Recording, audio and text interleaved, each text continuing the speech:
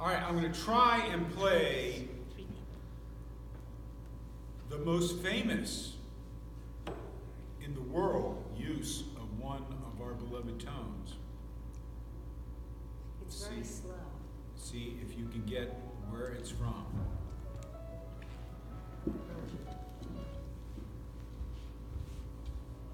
It's very slow. Can you hear it? Oh, that's in Russia. What is it? Is it the 19th, the overture? But really, what is it? Yeah, but it's the prayer. It's, O Lord, save Save thy thy people people, and yeah. bless thine inheritance. Oh, that's right. Great victories and every new What tone? Tone 1. Tone 1.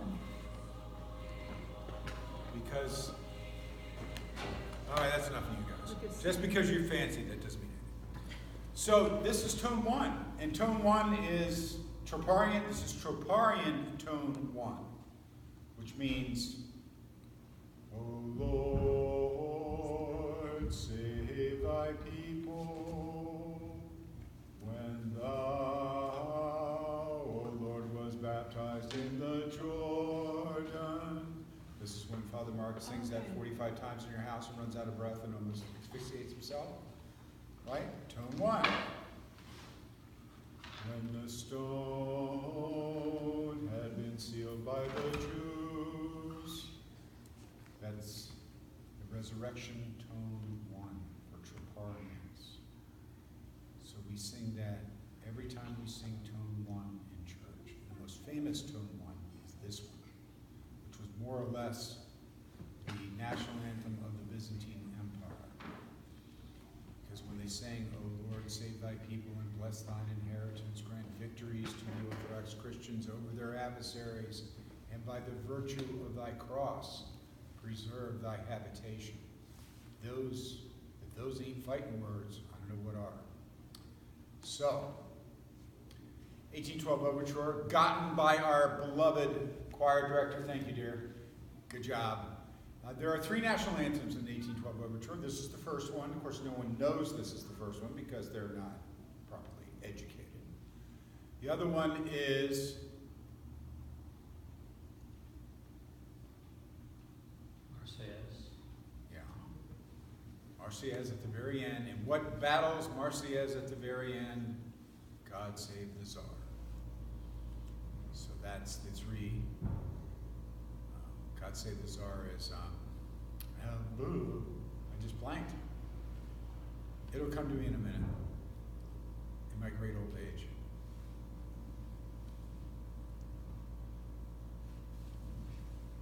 Well, I blanked, but it'll come back. Anyway, so those are the 3 national anthems in the 1812 Overture. Written by one of the 5, the great 5 Russian composers. Why are we talking about Russian composers? Because the great 5 Russian composers all wrote liturgical music. The great 5 Russian composers all based their music on the tones of the church, the tones that we're going to be talking about and learning about and doing all those good things about. And the great 5 were Tchaikovsky, Rachmaninoff, Mussorgsky, Borodin, maybe? No. I don't know who else. Shostakovich. Well, he's like Rimsky-Korsakov. Thank you. Actually, he wrote a bunch of church music. Yeah, he did. We sing a lot of.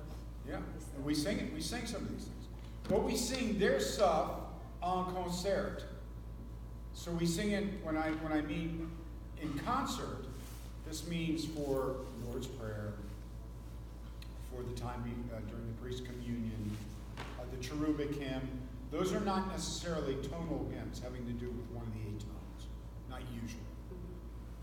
Usually it's something that's written by a composer, or in the case of a lot of the hymns are written by monks. And this is where we get our major hymns from. So some things are tonal. The first, when we sing regular number 1 in the choir book that I learned 42 years ago when I joined the choir, Sing number one. Bless the Lord, oh my soul, blessed art thou, O Lord. That's what tone? Because you've heard it 4 times already today. Tone one, tone Thank one. you. So it's tone. Now, what is it about all these tones? What does it mean? Well, in the 1600s, they more or less put what is now considered the regular tones. They're called obichord tones in Russian. The regular tones together in Kiev, and basically put this system together to have the Russians have their own tonal music. The Byzantines before, the Greeks before had their tonal music too. There are Byzantine tones. We're not going to go over them because we would be doing this for years and years upon years. So Byzantine tone 2 is not like Russian tone 2. It's not the same. But there is the relationship between the 8 tones of the obichord, of the regular Russian tones, with most of the rest of Russian music. So what we sing here at Assumption, especially on a Saturday night and for Great Vespers and for the Troparian, Kontakion, Prokimena, and canons for feast are the different 8 tones. The reason why I mention all these things, and we're going to learn all about them, is each one of them has a tone 1. There's Troparian and Kontakion tone 1. That's one tone 1. There's Lord I Call Apostica tone 1. That's another tone 1. There's Prokimenon tone 1, which is another tone 1, and then there's Canon tone 1, which is the other tone 1. All in tone 1, not the same music, not the same melody. To the point of you, my beloved, actually know some of this music. So when we sing, Israel passed on foot over the sea, as if it were dry land, and beheld their persecutor Pharaoh drowning in the sea. They cried aloud unto God, let us sing a song of victory. What are we singing? Funeral music. We're singing the funeral music, and it is canon tone Until what? 2. 2. So all the canons that are sung in tone 2, that's 2. So we even know a lot of these things. So I want us to be comfortable with this first, because we know more than we know. We start a meeting. What do we sing? Tone 1. Hmm? Oh, Tone 1. No, we're starting a meeting. What do? We all stand up. oh, Heavenly King. Oh, heaven is our favorite tone in Vespers, the King, the Comforter, the Spirit of Truth. That is, Lord, I Call Apostica tone 6. Anybody know why it's not Troparian tone? Anybody know why? Because we sing it all the time. See, it's the one that we know the best. When in doubt, what's Father Mark's rule at Vespers? Tone 6. Sing tone 6. Exactly. Okay. Because we all know tone 6. But the reason why O Heavenly King is tone 6 is that Heavenly King does not come, it's not a Troparian. It comes out of the Apostica. And this is another one that comes out of the Apostica. Thy resurrection, O Christ our Savior, the angels in heaven sing, enable us on earth. That's Paschal Matins. And that's Paschal Matins, beginning of Paschal Matins, but that comes out of, it's not Troparian. Mhm. It's another, it's the regular, Lord I Call Apostica tone. And are there? In fact, it's in this book. Are they also called the resurrection one? Tones. They are, and that's a good thing to bring up. Let me find it in the book here. I think it's Apostica, I'm pretty sure.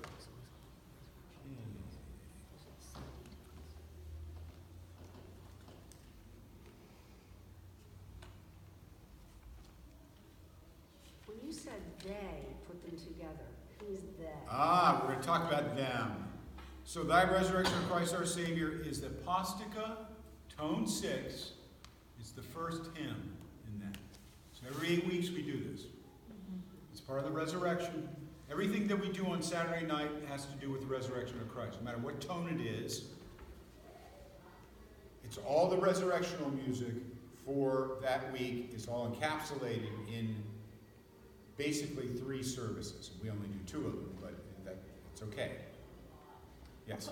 The Apostica, is that something that was added to the Vesper service, or is it kind of an integral part of the Vesper? It's an integral part of it now.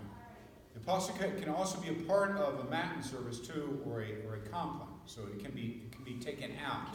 Yeah, it seems to move So around. sometimes you'll see Apostica when we did the Feast of Christmas and the Feast of Theophany. You'll see, oh, we're doing Apostica in the middle of a compline. Well, it's not because, the monks wanted to be meaner, although sometimes you wonder. No, it's because it's the proper place to put this type of music into. Okay. So when we do the Apostica, it's usually as a part of Vespers, usually, the end of Vespers. And that brings it around to another famous hymn of Vespers, which is also Lord, I Call Tone 6. Lord, now let us have thy servant depart in peace. The hymn of Saint Simeon. So it's the same tone. So you guys know tone 6. We only know because we sing it that thing, but when you start going into other, Then it's hard. Yes. how do you carry that tone into? Well, that we're going to talk about, that's a trick. Yes. And we're going to talk about that, how to do that. But first of all, I want us to get familiar with tones. So, where do they come from? Well, basically, a group of monks got together in a cave outside of Kiev. It's been famous now for 1,000 years. And they put together the basic tones of the church back in probably the 1600s, early 1600s. And it spread out into the Russian church as a whole, and that became the basic tones of the church. And this is what we sing on a given Saturday night, and what we sing for Troparian tones and the other tones that we have. It's the basic tones that came out of this. Now there are some variants you might see in the book sometime, and it'll say Kievan tone 8. Well, that's not regular tone 8. That's a little jazzed up tone 8. That comes from another monastery. Znamny. Anybody ever heard that name? That's a group of monks in northern Russia. And they put together their own tones. They're really jazzed up things. They have lots of notes, sort of like Mozart. It's beautiful. I can't even say it's Znamny. Isn't that older? It's Znamny chant is old. Normally we consider it as older. Yeah. It's more related to the Byzantine chant. And Gregorian chant, too, in the West, is related to the Byzantine chant. They're sort of like sisters, or mother and daughter, depending which way you look at it. So all this music was all, in Russia, the basic music that we do was put together in the 1600s, and then it took a number of hundreds of years to sort of grow and mature and everything else. And it was ready for the Magnificent Five, that we can't remember who number 5 is, to take themselves. And so we can do concerts like these beautiful things that we'll listen to next time on all 8 recordings that I have ready for you that we can't hear. So we'll work it out. But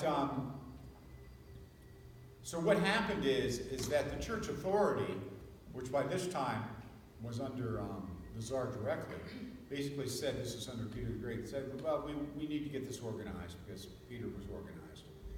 And we're going to teach this in seminaries. So all of our choir directors went to seminary. And many of the choir directors went to seminary, and used to be like this in this country with seminary. You know what their first job was? Reader? Need someone more than reader. Because usually the parish would have readers. Chant? They'd have to be the choir director. Choir directors. Wonderful time. Including the man who ordained me, Archbishop Gregory of Alaska. Remember him? He started out as a choir director in New Jersey. Made to be Archbishop of Sitka, Alaska. So he didn't do too bad. Yeah. So, in the Russian church clergy system, choir director was among the minor clergy, but these were people that were trained to be clerics. They were a part of the clergy caste. So they went out into the parishes, and guess what they learned? At seminary, they learned these tones. And they also learned how to use them, which we'll talk about in a minute. Because that's the tough part. Because a lot of people may know the tones, and you may know some of them, but how do you use them? Luckily, we have a few people here that do know how to use them. And, some of us know how to start them. We have a few people that know how to do that. When someone goes, bum, bum, bum, are they just trying to find another own, and they're lost somewhere, or what are they doing? Tenor, soprano, alto, bass. You're giving the choir the note to start on. The choir doesn't get it, you have to do it again. And I had a godfather that was a choir director that used to smack music stands and keep people awake. Hey! And he was about 5'0" too, which is like really amazing.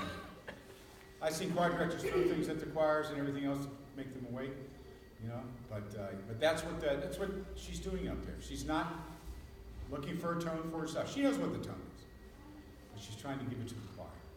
So that's what she's trying to do. Yes, dear. A question.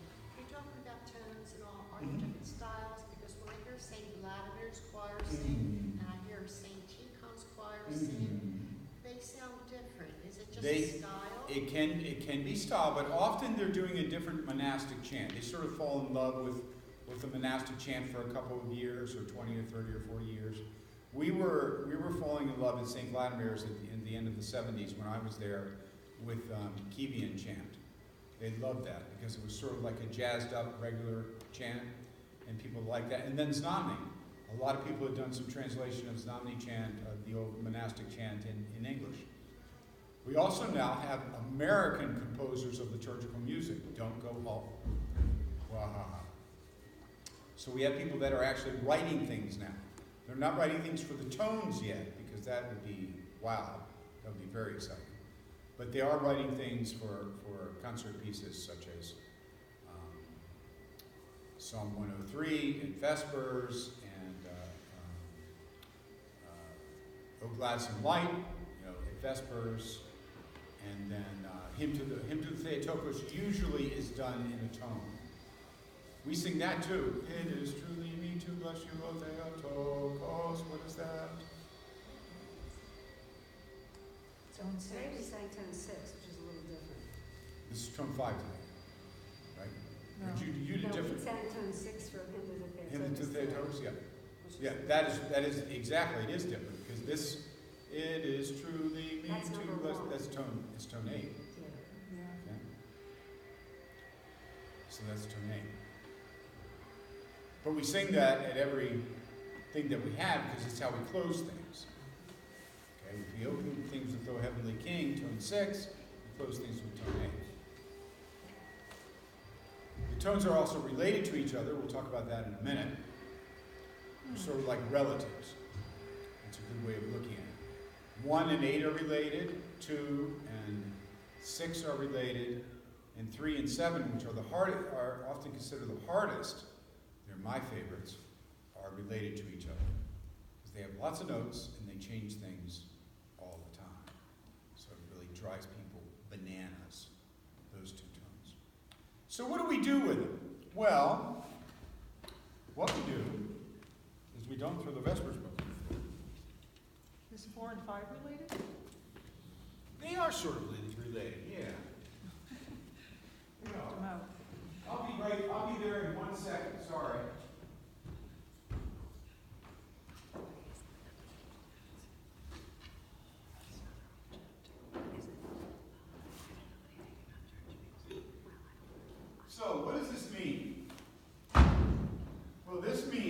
that in a given point, on a given day, I can tell you what kind of music the church is singing. In fact, I can go to a book called the Octoikos, which means 8 tones in Greek, and tell you exactly what they're singing. But we have one of these books too. Actually, our book now is it's not in a book form anymore. I don't think they're even printed anymore, but I can look it up on the internet. This is what Sal and Nina, when Nina's here, and Sal and I do this every Saturday. So we look this up, and we look up, basically it's a part of the Octoikos. And then also a part of the Menaion. Anybody know what the Menaion is? The Menaion is the book of monthly services. So it has all the saints. How many saints do we have today? 20? Okay. We sang from 3 of them last night. Actually, it was more than 3 because Terrence and Neela had 7 children that were martyred. So that's 9 plus 2 more. So that's 11 saints that we sang about last night during Lord I Call and Apostica. So that also is in there too, the saints of the day. So you have, I can tell you today, since it's a Sunday, it makes it a little easier. On today, which is October what? 28th, right? The bells, do you get it? I forgot which day it is. The 28th is the 22nd Sunday after Pentecost. Tone 5. Most important thing on there. So we all know, Sal, Nina, and myself, we know what tone 5 is.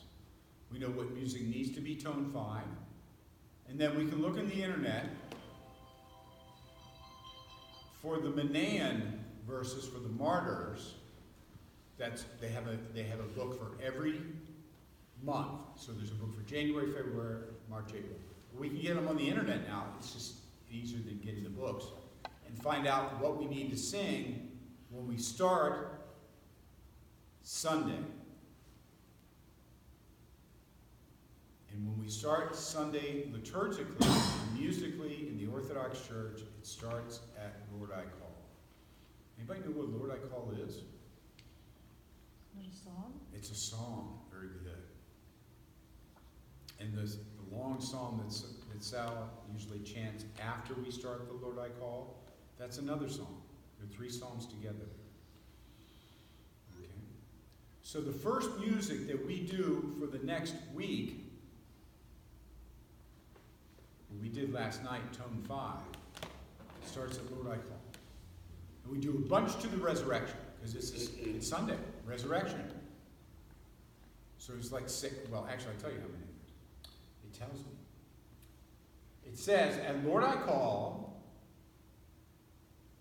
we have 4 of the resurrection, 3 martyrs, 3 St. Stephens. That's right, I forgot about it. So what does that mean? It's not some kind of gobbledygook. It means that 4 Stikarians, that's what they're called, are done to the resurrection, tone 5. 3 are for the beloved St. Terrence and Neela and their children. And 3 are for St. Stephen and the hymnographer who wrote hymns. You know, he should get something, right? Yeah. So that's how it's all split. And that's a relatively easy day. Sometimes it can get really cuckoo. So we know that when we sang last night, we sang the first 3 things in tone 5. And then we sang things in tone 6 because that's our fallback. And we ended up with tone 5. That's how it worked. This book will tell, these are called the rubrics of the church. They'll tell you what to do. Sometimes they're right. I'm going to erase this. No, just kidding. Sometimes they have problems. Last year, they left out the entire month of May. Oops. Yeah. So, if you have a question about rubrics, If you ever want to look at them, please talk to me, okay? Because, yeah, I'm wrong sometimes too, but at least I've been doing it for 35, 40 years. You know, I have some kind of understanding of how rubrics work. So rubrics tells us what to do, okay?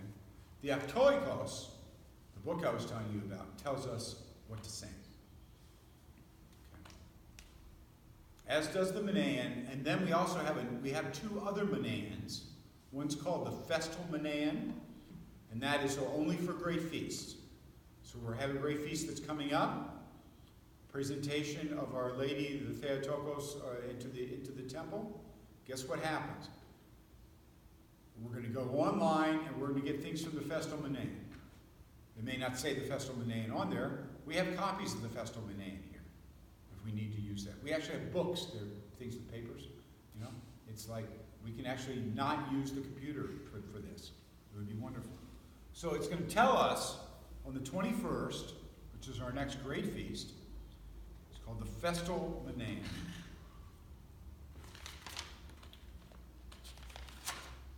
Which is on a Wednesday. It's going to say,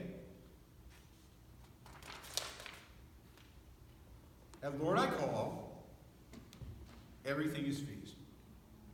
All of Lord I call is feast. All of Apostolica is feast." Easy day. Okay. What do you mean by feast? It means it all is that feast. It's all that feast. Same tone? Hopefully it will be the same tone. Then we won't get into that amusing little thing we have in church where the closer you are to a greater feast, the more times you change tones. Yeah, around Pascha, you can change tones 8 times. You can do all 8 tones at once at the same service. It's really fun. Yeah. So what happens in a given time of year is that these tones rotate. So next week, for Lord I call, I'm going to look in the rubrics and it's going to say tone, which is our favorite tone. And everything is tone 6. Unless they tell me to do something else. So they're going to tell me next week.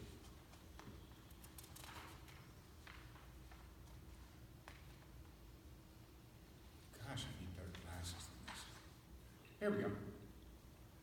So, Lord I call. Resurrection 4, tone 6. Saint Joannias 3, Martyrs 3. So there's going to be a little bit more of resurrection. So that'll be good. Apostolica is all resurrection. And then we do the regular Troparion for the day. Regular Kontakion for the day. We do that during liturgy. Okay, and that's the basic tone that we use for a given day. So we just keep going in this 8 Sunday sort of round. Now, each of the Sunday tones, the text has to do with the resurrection. Monday, Tuesday, Wednesday, Thursday, Friday, Saturday, they'll have other themes. Right? Because it's in the book for that. Sometimes it'll be like 3 sentences. Some really interesting things that go on with some of our hymnography in the church. You can actually go on the internet and you can find out what we're doing today, or not today, tomorrow, for Tone 5, because it's Tone 5 all this week until next Vespers. You can find out what we're doing. You know, it would be something to add to for those of you that read the Gospel every day. What are we singing? What are the monks and nuns and other folks singing at church today? And this is what they'll be doing. And all of that will be sitting in there in that, it sits in a book called the Aptoikos, but we don't have one of those yet. I'm a little confused as to the difference between the Aptoikos and the rubrics. Okay, the rubrics tell you what to do. What do you mean what? Like what I mean, text? literally, it says literally for today, it says, I will, Father Mark and Nina and Sal, blessed is the man, this is at Vespers, blessed is the man, which is the first kathisma. Yeah, everybody know what a kathisma is? A kathisma is part of a group of psalms. We only do Psalm 1. We could do 9 of them at that time. That would be a whole kathisma of psalms. So this is, remember, our services were made by monks and nuns, so they're very serious about psalms. So the first kathisma, blessed is the man, is what it tells us to do. And then it says, at Lord I call, Stikarion on 10. Those verses that he does, they're numbered. So we know on 10, that's when we're going to start to sing. Okay, that's when we're going to start to sing our Stikarions. What does that on 10 mean? It means there are 10 more verses until glory to the Father, and to the Son, and the Holy Spirit. It means we're going to be singing a lot. Yeah, it's a long, long thing. Okay? So, on 10, tone 5, resurrection 4. So we have 4 to the resurrection, now the Atoikos. In tone 5. Mm-hmm. And then we have 3 for martyrs, St. Terence and St. Neonila and their 7 children that got martyred. We have 3 to St. Stephen, the hymnographer. And then we have glory. Okay? If next time I need a drawing board. Okay? So that's how we put the service together. Now, it all comes out to us. Yes. I'm sorry. Go ahead. And what's the Artoikos? The Artoikos is the book of the services. It tells all of tone 5. It says tone 5 for Sundays. These are the verses. This is what they are. Not verses. The Stikarions, the Stiks. The Manaean tells us in a given month for this particular day, for the 28th day of October, these saints, St. Terence, St. Neonila, their children, St. Stephen, will have Stikarion for Lord I Call. They will have a Troparion, which we did today, for the Divine Liturgy. Is Stikarion another word for verses? No, verses are the. I thought that too for about 5 years until some choir director smacked me around. You know what they're like. Just kidding. No, I think Dave Drillick actually sort of taught us that they're not verses. But they're the verses are the song. So what are Stikarion? They're literally a chunk of hymnology about a particular subject. Usually, what we hear is about the resurrection. So, Father, Thanks. so the Manaean is the one that will give you all of The daily stuff. yeah. And is that in a book? Mm-hmm. Which we don't have. No, we don't have. Well, we don't have the Manaean. No, but what we get. This is it. I mean, No, but I'm basically, talking this about is the it. music. Yeah. We don't This- have that, and we also don't have the, Torikos, no. we In don't fact, have that book either. no, we don't have that either. But that's this too. You know, we have the text for all this. So what we did last night was we did. Which should be on OCA, but it's not. Some of it is. Yeah. And only the feast, festal, Yeah. OCA has. So last night for today, we did 1, 2, 3, 4 Stikarion for tone 5. We did 1, 2, 3 Stikarion in tone 4 for the martyrs. So someone decided that they were. And where would you find that music? That's the Manaean. Manaean, that's what I thought. And then also from the Manaean, Mhm. 1, 2, 3 for St. Stephen. And are these books that you can order somewhere? Well, some of them store in print. See, now everything's computerized. So it's like, it's hard to get. I think I may have part of the Manaean. I don't think I have all of it. It's sitting in storage down in Virginia. But now I can look up and, just get this. I mean, they've done half the work for us. Thank God. Okay? So what happens next week is they'll tell me something else. They'll tell us something else to do. And luckily we can go in the computer to get that, but if I had the Artoikos, the Manaean, and the Festal Manaean sitting out in front of me, and the Vespers book, and the rubrics, that's how many books? 5. That's how you put a service together. That's old school. And when This thing makes a mistake, that's how you have to put a service together. When they left out May, I thought, uh-oh. You know, we're gonna have to sit, at least 2 or 3 of us are gonna have to sit down and put the services out on how to do them. So, it's not hard to do, but just you have to sit down. Hmm? Did someone catch it?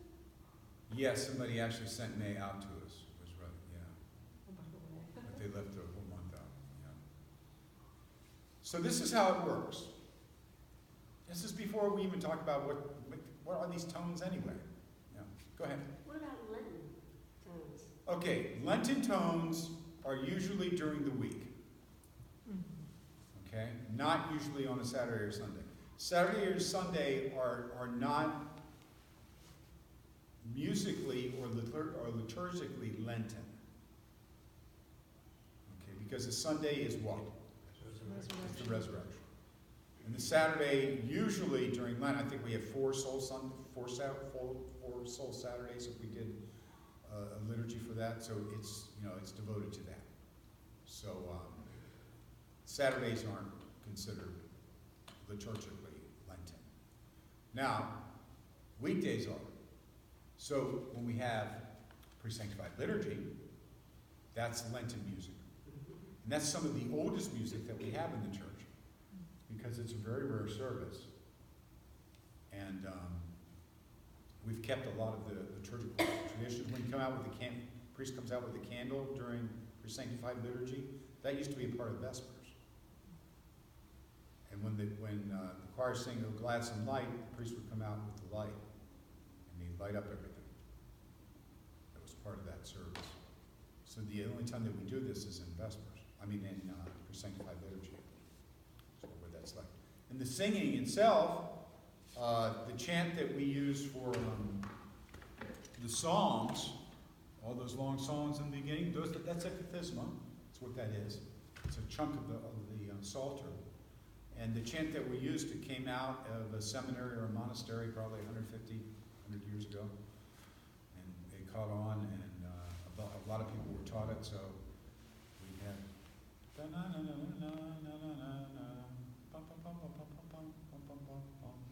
had that chant. What's the meaning of the word kathisma? A kathisma is just a part of, it's 1/20th of the psalter, 1/20 of what? of the psalter, of the psalms.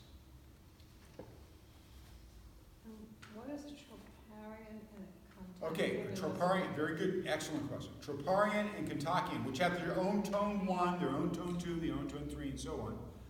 They used to be long chunks of hymnology that were made for different, the most important thing is for the resurrection. There are 8 of those.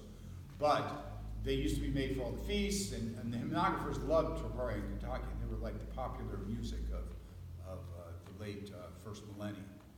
And they put them all together in books, and they used to be really long, like really, But what happened is that we all went, and we're all just doing the first part of it. Is there a difference between? Yeah, they have a little bit different tone to them. Not 1, 2, 3 tone. A little bit different. It's a little different twist. Yeah, and sometimes it's amusing, like for Transfiguration without. No, I have to look in there for the Transfiguration. But it twists the word around. It twists the word around. That's how the difference between the Troparion and Kantakian. Well, now what you do is at liturgies, look at the bulletin, and then listen to the choir singing the tropar and the Kantakians, and then you get to know them. Yeah. But you have to pay attention. Yeah, really. The tropar for the tone of the day is in here. It's in the back of this book. So if ever you want a tropar for the tone of the day, that crazy, I know what you're going to do. You're going to go home. That crazy priest, the most important thing that he said was that the tropars are on the back. Tone 5. Let us, the faithful, praise and worship the Word, co-eternal with the Father and the Spirit. That's tone 5. Troparion and Kantakian tone. It's in the book. You can also get it on a website, the OCA. If you get into liturgical texts and music, they do sing to you sometimes, apparently. I don't like to have people sing to me. But that's another way of getting it. But it's also in the back of the book. That's how you get a troparion tone. And we sing this once during Vespers and once during the Divine Liturgy. If I'm understanding you correctly, for example, the feast day Troparion Tone 1 is different than the resurrectional Troparion Tone 1? No, the Feast Day Troparion Tone 1 is the same as the resurrectional one, depending on the feast. So, oh So Lord, you're saying, when thou, O Lord, was baptized in the Jordan, is the same as Troparion Tone 1 for the resurrection. okay, good. Bum, bum, bum, bum, bum, bum, bum, bum, Okay, bum. good, Yeah, good, It's the good, same. that's help, that's, Yeah. yay. but some of the Troparion, some of the most famous pieces of music, like O Heavenly King, that's not a regular Troparion. That's a whole different thing. That's Apostica Tone 6. That is, Lord, I call Apostica Tone 6, because that's where it comes from. As does Thy Resurrection, O Christ our Savior, that we think, oh, that's the most important piece of music, next to Christ is risen. That's the first thing that we sing when we start with Easter, right? Go out and we sing it, go around the church how many times? We're singing the same thing, right? That's Lord, I call Apostica Tone 6. It's not a Troparion Tone 6. There are other things that have tones in the church that we will be discussing when we go over specific tones. I don't have a watch. How am I doing? When did we start? We started at 20 of 1. Really? Yeah, we started at, no, I'm sorry. No. We started at past 12:30. 12:30. Okay, thank you. So, Lord, I call Apostica, Troparia, and Kontakion are not the only things that have tones. I did a canon tone. We hear very few canons here, although we hear the one for when we do the full Panihida. When we do that, that's the canon tone 2. But the most time that we hear canons are because the canons in the church are usually done during Matins, is during Holy Week. So we do canons every 5 minutes, and usually it's the same tone. I always forget which one. I think it's 6.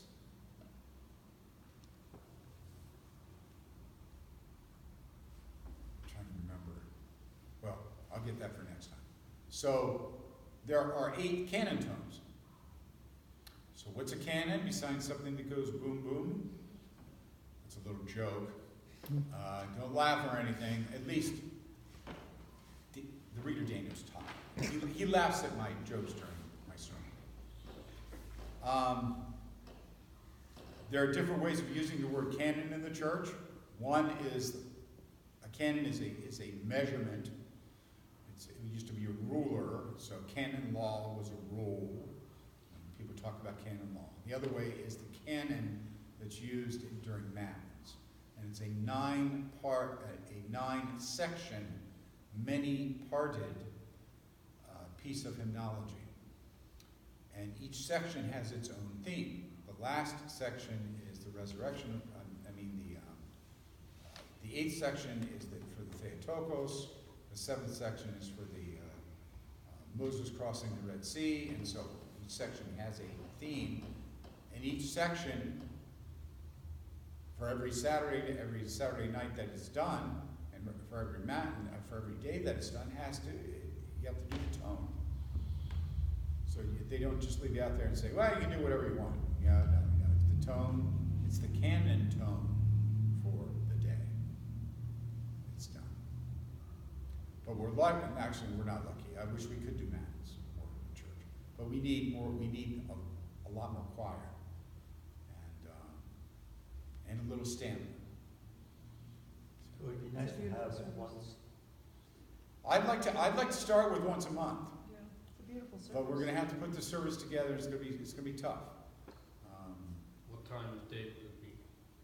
Matins is, well, it's done in the monastery at 6 o'clock in the morning. But it's done in church practice, in Slavic churches, it's done after Vespers. So they've done, it's called the Vigil. And when you hear, next week, when you hear this wonderful rendition of Rachmaninoff, I have 2 pieces from Rachmaninoff's Vigil, that's not Vespers, whoever says that, Mr. Hoity-toity on the public radio, it's a vigil, because it's Vespers and Matins. That's the vigil. It takes about 2 hours to 2.5 hours to do one full, Vespers and Matins together. But it's the foundation of the hymnology and the theology for a particular theme for the day. Divine liturgy does not do that. Divine liturgy, what changeable parts does it have? It has a troparion, has a kontakion, it has a couple of readings. That's it. Okay. So the theological content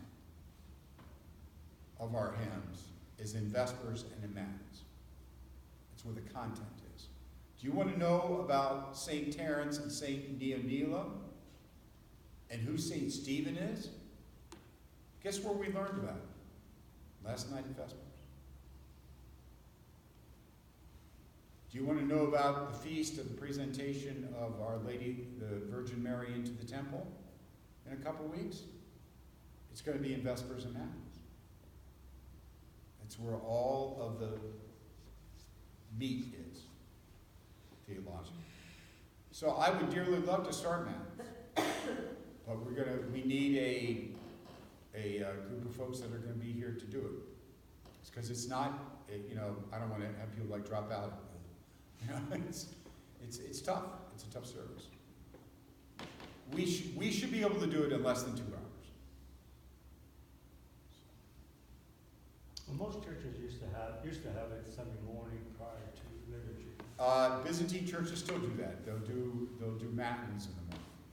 And we could do that, but unfortunately we had this little problem here.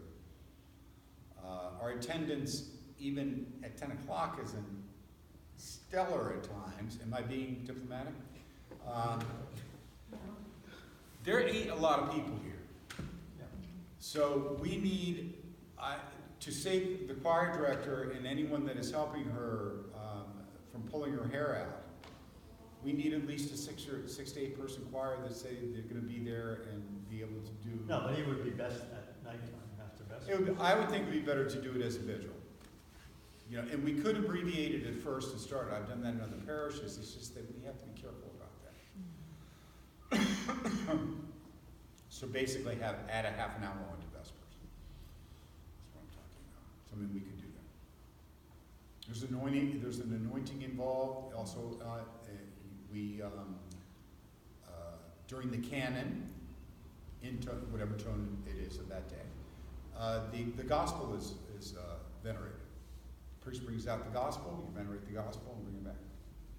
And if you're gonna add on part of a matin service to a Vespers, are you allowed to back up the time for Vespers? To make it earlier? Yeah. I would be willing to do that. Because then you're going into 6 and 7 o'clock, and that's kind of, And around here at wintertime is not a happy time. exactly. The cathedral I attended in Boston in the 90s, they always did the matin service at Vespers, and it was absolutely beautiful. So I love it. It's my favorite. This is what I grew up in. My home parish did not do this, but at seminary we did this. And it's just, it's sublime. I mean, it's Where like, did you find the music? well, there you talk to Dave Drillick and he put it all together and, I don't know how he got it. But it's, we could get most of it out of the machine. Ah. Isn't that like So getting back to tones, Yes. the tone for the matins following the Vespers would be the same? They're the same. Once you cross over on Saturday night, once you say, Lord, I call upon thee, hear me which is what we're gonna be doing next Saturday, is gonna sound perfectly like that. That's tone 6. Once you cross that point, you're in the next week, as far as the tone is concerned. Okay. So that's when we switch from 5 to 6, is at that point. Right. Okay. And then after that is O Gladsome Light. That's when the light is brought out. The light used to be brought out, and the light that we're singing for is for the sun to come back. So this is the beginning of the liturgical day, at night, at Vespers. Okay. So that's when our day begins. So then people ask, well, Father, can I fast or not fast on that day? No. Because there's a difference between when the liturgical day begins and when the literal day begins. You know, there's a difference. Okay, you have to have some boundary here. So, but that's when the day begins. That's when the liturgical, hymnographical day begins at Lord I Call. The hymn that we sing before, I was trying to get it on, we'll get it out on the machine, the Psalm 103, 104, is the hymn of creation. And that's how we start Vespers in our church. So, bless the Lord. The one that we sing about is the hymn of creation. But that doesn't have a tone. Other things do. So, any questions about the beginning of tones? I kept it to an hour. Wow. All right, next time we will start on tone 1. And bring things like books and things. If you have a liturgy book, bring that. Okay? If you have a Vespers book, bring that, or you can borrow one from here. We have about 8 left. Our visitors take them. It's not because they're thieves or anything. It's just that in the Orthodox Church, everybody thinks that once they get a book, it's theirs. You know, it's one of these rules. So. Like the free library. Like the free library. Yeah, it's called the free liturgical library. They don't realize that these cost, what was it, $10? I remember when I bought my first one, it was 1. Yeah, it's saying that. Yeah, it was 1 when I bought my first one back in 1976. So, okay, anybody have any other questions? All right, invite someone else to come. Because this is we got a good crew here today. You know, I'm very happy that you're all here. If you have questions or anything else, or want to bring something up during our time here, please don't be afraid to do that. Any question is permittable. There are no bad questions. There are no stupid questions. All right? I love questions. Ask Emily, because Emily's been asking me questions at Bible study for 3 years. She's the best. The best question. Oh. You recommend a good web page?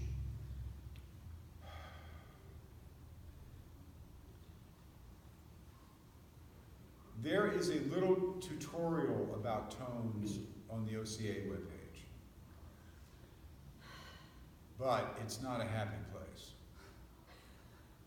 We will not be using most of that because I looked over it again and I started to have PTSD from seminary 40 years ago. I know who put that one together.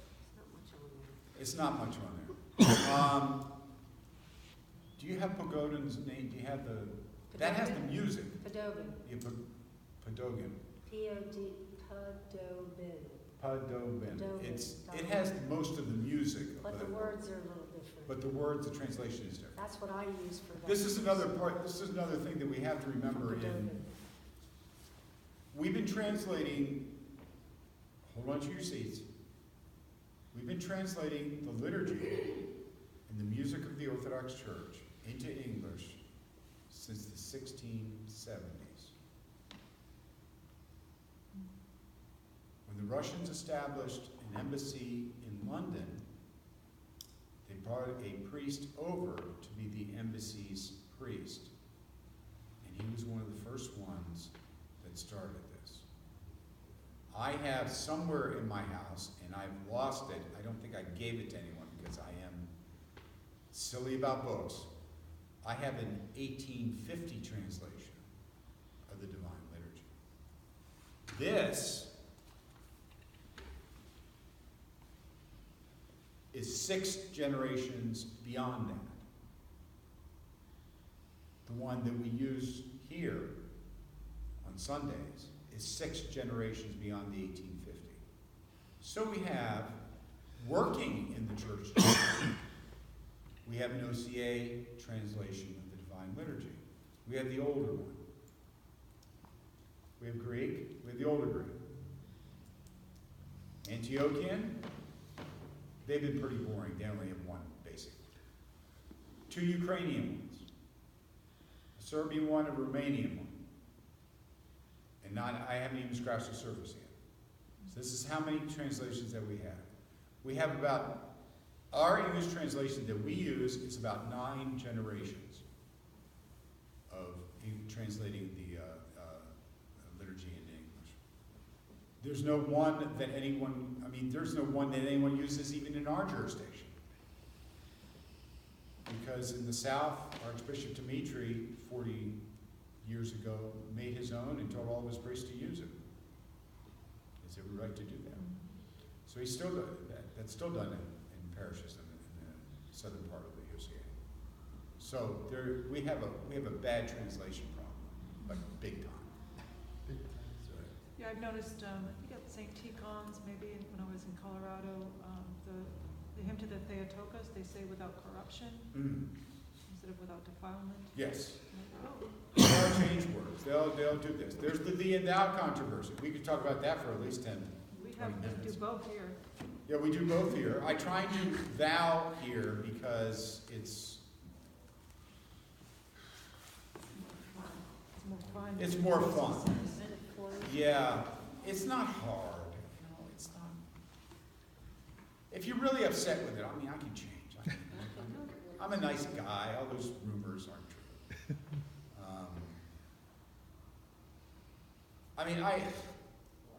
I grew up on my time in the church on thee and thou.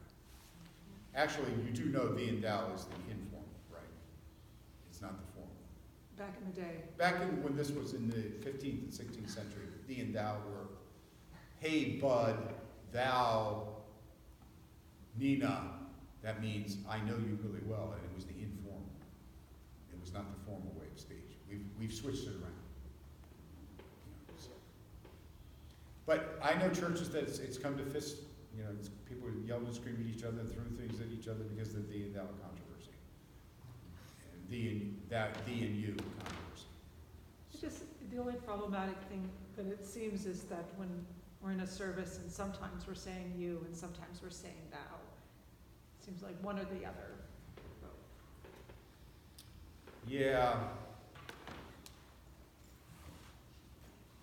It's just that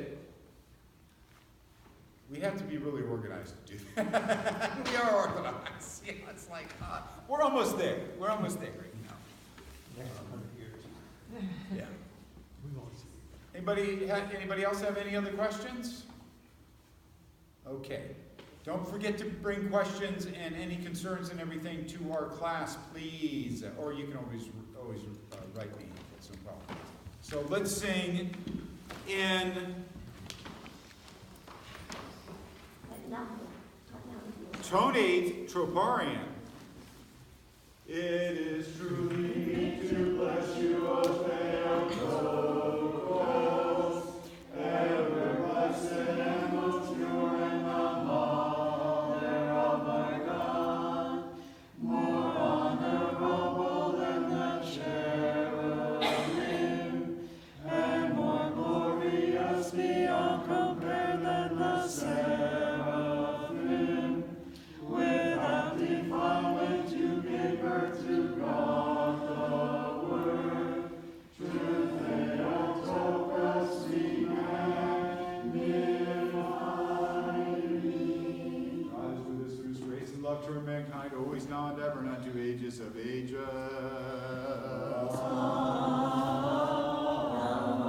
Amen. Thanks, Macy. Yeah.